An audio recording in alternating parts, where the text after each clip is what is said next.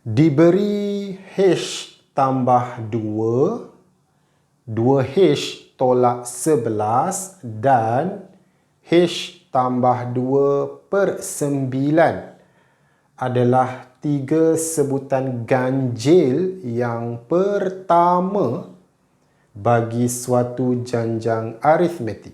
Okey, jadi soalan minta anda cari nilai bagi H. Okey, so ini merupakan soalan bagi topik janjang. Okey, yang mana janjang yang diberikan oleh soalan adalah janjang aritmetik. Okey, so bagaimana kita nak selesaikan soalan ini? Okey, so maklumat yang diberikan oleh soalan agak terhad. Okey, so apa yang diberikan oleh soalan adalah tiga sebutan.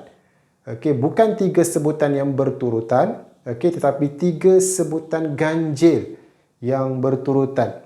Okey, jadi soalan minta anda cari nilai H. Okey, yang mana nilai H ni merupakan satu pemalar yang berada di dalam setiap sebutan yang diberikan itu. Okey, so apakah maksud soalan? Okey, yang mana dikatakan bahawa tiga sebutan itu merupakan sebutan ganjil yang pertama. Okey, so maksudnya H tambah 2 ini merupakan T1. Okey, so H tambah 2 ini merupakan T1. Okey, T2 tidak diberikan oleh soalan sebab T2 adalah yang genap. Okey, kemudian 2H tolak 11 itu adalah T3. So dia beri T1, okey, terus dia beri T3. T2 dia tak beri. Okey, manakala T4 sama juga tidak diberikan oleh soalan, manakala T5 adalah H tambah 2 per 9. Okay, so bagaimana kita nak selesaikan soalan ini?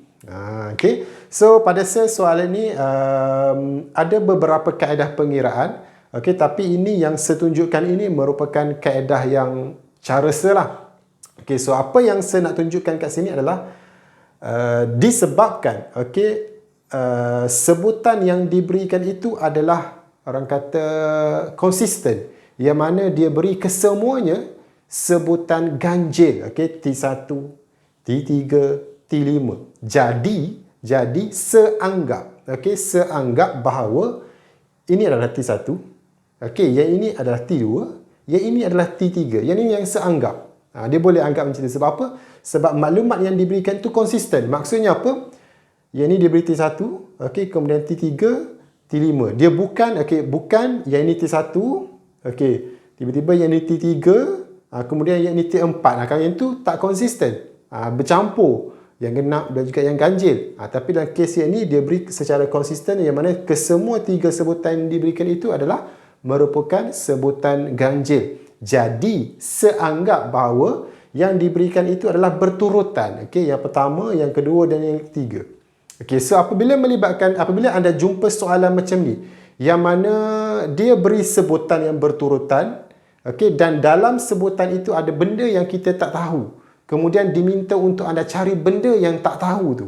Okey, apabila anda jumpa kes macam ni yang tak banyak maklumat yang diberikan oleh soalan, okey, yang mana dia beri beberapa sebutan dan dalam sebutan itu ada benda yang kita tak tahu, kemudian kita kena cari benda yang tak tahu itu, okey, anda mesti terfikir berkenaan dengan beza sepunya kalau janjang aritmetik dan juga nisbah sepunya bagi janjang geometri. Okey, dalam kes soalan ini dia adalah janjang aritmetik. Okey, jadi anda mesti terlintas di fikiran anda nak cari beza sepunya.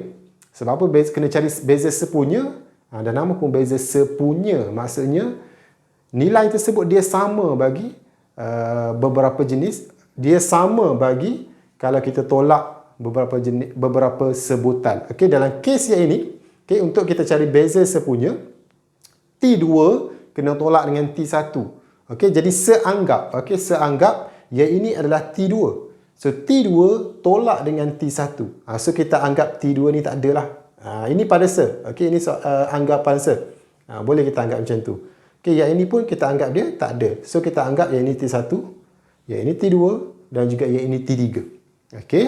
So, jadi beza sepunya yang seanggap. Okey, beza sepunya yang seanggap adalah T2 tolak dengan T1. Okey, dan nilai dia mesti sama dengan T3 tolak T2. Sebab tu dia bagi beza sepunya. Dia mesti sama. Yang ini tolak dengan ini. Okey, mesti sama dengan yang ini tolak dengan ini. Dia kena tolak dengan yang sebelum dia. Boleh? Okay, so maka terhasillah satu persamaan yang kita perlu selesaikan. Okay, so yang mana kalau kita selesaikan persamaan ini, kita akan dapat nilai bagi H ini.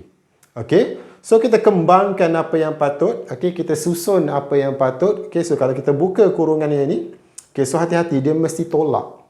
Okay, so apabila tolak, anda kena hati-hati dengan operasi yang digunakan selepas tolak itu. Yang sebelum tolak ni tak apa. Yang selepas tolak ni kena hati-hati. Okay, kalau ada kurungan, better letak kurungan.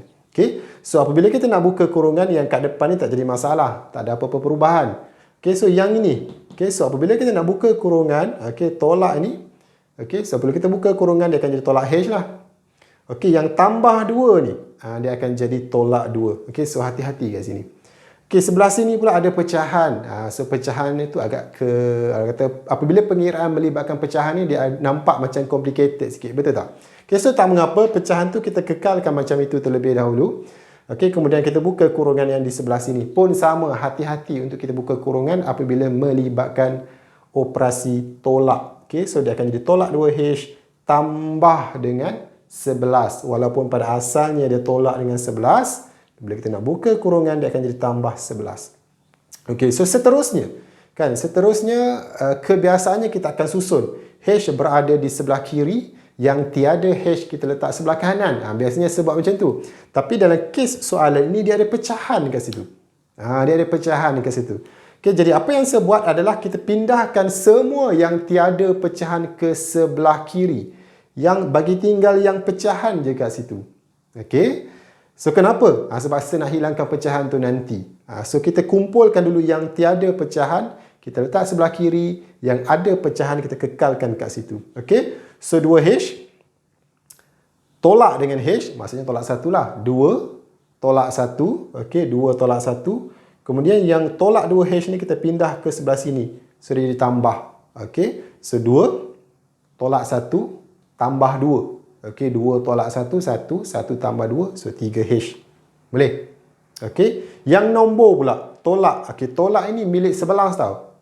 So, ambil. Dalam pengiraan, kita mesti ambil. Kalau nak masukkan dalam kalkulator, kena letak tolak. Okey, so tolak 11 ni. Okey, kemudian tolak dengan 2. Dan juga nombor ni, tambah 11 ni, kita pindah ke sebelah sana. Sebab kita nak bagi tinggal pecahan je sebelah sini. 2 nombor ni kita nak pindah ke sebelah kiri.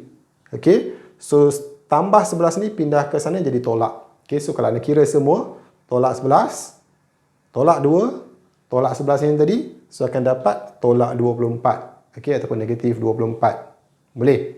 Okey. So, maka tinggallah pecahan sahaja kat sini. Okey. So, kenapa saya nak tinggalkan pecahan kat situ? Sebab saya nak hapuskan penyebut dia. Apabila melibatkan pecahan, okey, so anda mesti fikir macam mana nak hilangkan penyebut ataupun macam mana nak pindahkan dia. Okay, so untuk pindahkan dia, kita kena pastikan tiada sebarang, orang kata, sebutan selepas ataupun sebelum dia. Dalam kes ini dia ada seorang-seorang kat sini, betul tak? Baru kita boleh pindahkan 9 tu. Okay, so apabila macam ni, barulah kita pindahkan 9 ke sebelah kiri. Okay, so apabila kita pindahkan dia, dia jadi darab. Sebab apa? Sebab pada asalnya, okay, pada asalnya dia adalah bahagi. So apabila kita pindahkan dia, dia jadi darab. Okay, so 9 darab dengan 3 dapat 27. Okey, 24 darab dengan 9 akan dapat 216. Okey, so sama dengan H tambah 2. So apabila kita buat macam tu, maka hilanglah pecahan kat sini. Okey, mungkin anda ada cara anda tersendiri, tak mengapa, boleh ikut cara anda. Matematik ni dia ada pelbagai cara, tapi at the end, last kali akan dapat jawapan yang sama sahaja. Okey? Okey, so apabila sampai sini, barulah kita kumpulkan yang ada H kita letak sebelah kiri, yang nombor sahaja kita letak sebelah kanan. Okey, yang ada H kita pindahkan, kita selesaikan di sebelah kiri, yang tiada H kita pindahkan, kita selesaikan di sebelah kanan. Okey, so maka 27H ni, okey, dia akan tolak dengan H. Okey, yang ini H, apabila pindah ke sana dia jadi tolak. Okey, so 27H tolak H, maksudnya tolak 1 lah. 27 tolak 1 dapat 26H. Okey, kemudian tolak 216 ni. Okey, tolak 216 ni pindah ke sebelah kanan. Okey, so maka dia akan tambahlah dengan 2, so akan dapat 218. Okey, jadi untuk dapatkan H, okey, so H sama dengan 218 per dengan 26. Nampak macam pelik kan? Tapi itulah jawapannya. Betul lah jawapannya itu. Okey, so apabila kita permudahkan, kita akan dapat 109 per 13. Okey, memang nampak macam jawapan dia ni, betul ke tak betul ni? Kan risau pula, macam pelik nombor dia. Kan? Bila sekira pun nampak macam pelik juga. Okey, tapi yakinlah, okey, dengan pengiraan yang anda buat, dengan pengiraan yang anda susun, okey, so maka inilah jawapan bagi, okey, H yang diminta oleh soalan. Okey, so saya harap apa yang saya kongsikan ini anda faham, okey, anda jelas, dan silakan berkongsi dengan rakan-rakan anda yang lain. Okey.